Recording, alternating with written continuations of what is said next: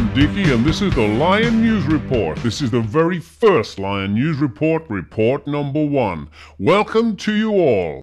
On this historic day, we introduce you to some of the reporters and correspondents who will be bringing you news from around the world from today.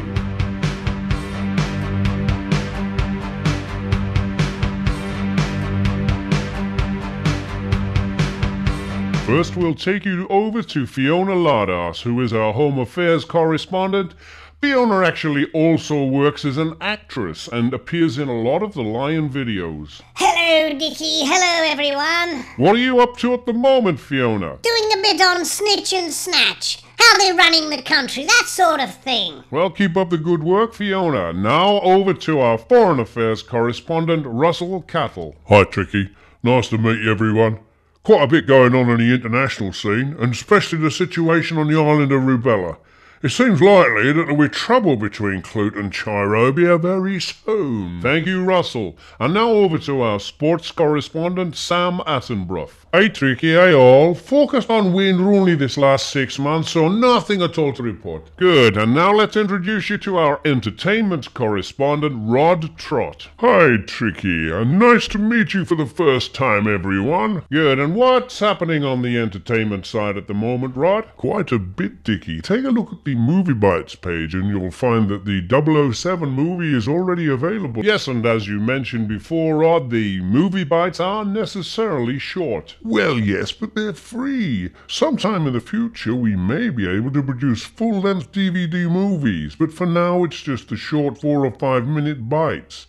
It's to do with the deal we have with YouTube and others. Thank you, Rod. Now over to our business correspondent and well-known non-servationist, Chips Scoffham.